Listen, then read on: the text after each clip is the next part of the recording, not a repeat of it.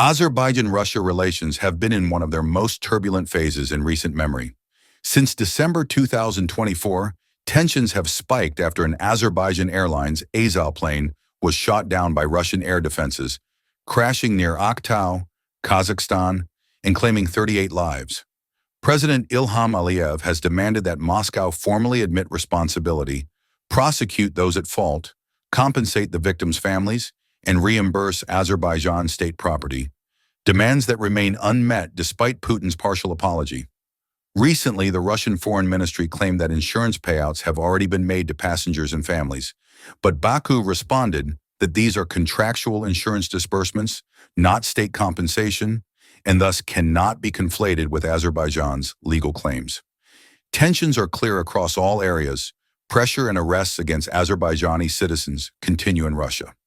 So with these hostilities simmering on multiple fronts, where do relations stand? Is there any path toward political thaw? Or are we witnessing a tectonic realignment in the South Caucasus? And crucially, why is Russia still resisting taking responsibility for the tragic downing of the AZAL aircraft? Professor Laszlo Vasa sees relations locked in a state of controlled tension.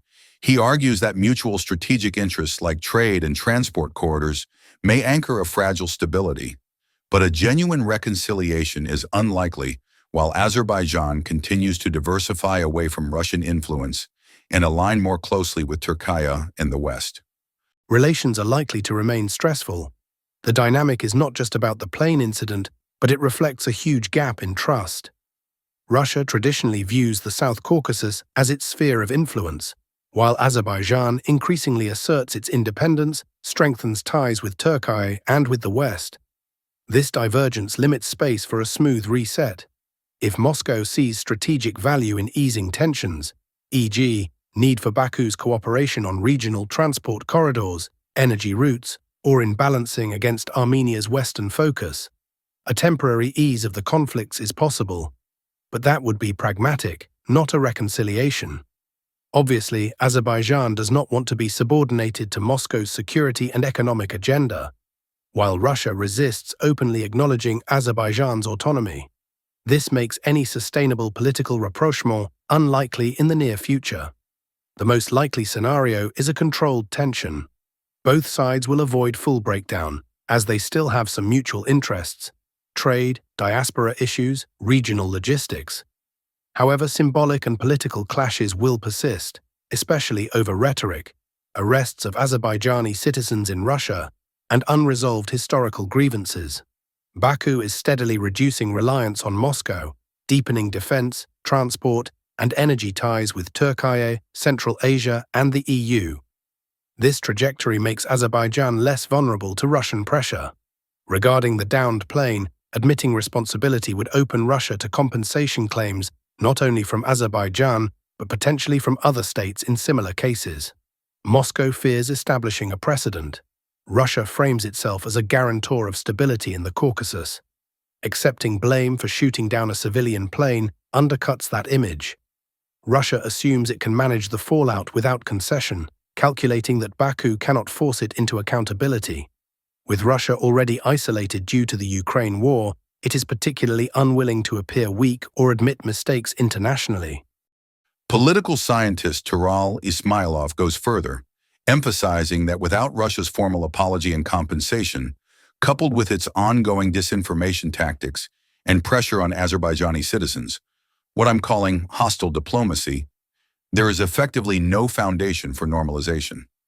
He stresses that equating insurance payouts with state liability shows Moscow's refusal to face accountability and ensures that Baku won't reset relations on unequal terms. Rusiya-Azərbaycan münasibətlərində yaşanan gərginliyin səbəbkarı Azərbaycan deyil. Azərbaycan hər zaman öz qonşuları ilə səmimi, dürüst, balanslı siyasət həyata keçirib. Lakin buna baxmayaraq, özəlliklə son dövrlər Rusiya tərəfindən atılan addımlar böyük bir təəssüf hissi doğurur. Sistematik şəkildə Rusiyadan Azərbaycana qarşı həyata keçirilən müxtəlif qeyri-siyasi qərarlar və həmçinin qəbul edilməz ritorikalar Azərbaycan-Rusiya münasibətlərindəki gərginliyin hələ də bir müddət qalacağını söyləməyimizə əsas verir.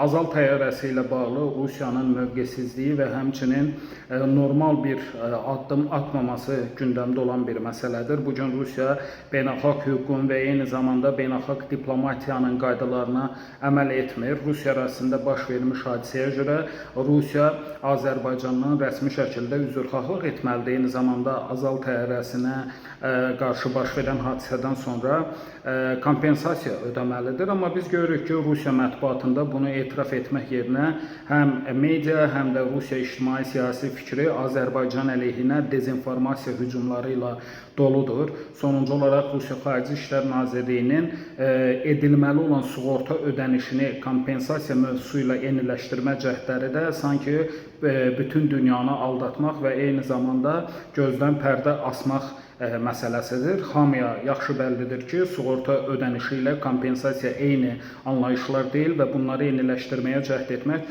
Rusiyanın bu məsələdə hələ də geriyə addım atmaq istəmədiyini göstərir. Eyni zamanda Azərbaycanlılara qarşı Rusiyanın müxtəlif şəhərlərində baş verən hadisələr də böyük təsir doğurur. Hər bir halda Rusiya bugün baş verən hadisəni etiraf edib üzrxahlıq etmədikcə, kompensasiya ödənişi həyata keçirmədikcə Azərbaycan-Rusiya münasibətlərindəki gərginliyin aradan qalxmaq ehtimalı da mümkün görünmür. As we've heard from our experts, the crisis between Azerbaijan and Russia runs far deeper than a single incident. It reflects a growing mistrust, a clash of strategic visions, and Moscow's unwillingness to acknowledge responsibility for the downplane. For Azerbaijan, the path ahead seems increasingly tied to Turkey, Central Asia, and the West, while Russia clings to its old vision of dominance in the South Caucasus. The question now is whether these two countries can manage their differences, or if we are witnessing a long-term rift that will reshape the region's geopolitics. Thank you for watching. Don't forget to like, share, and subscribe for more in-depth analysis on the South Caucasus and beyond.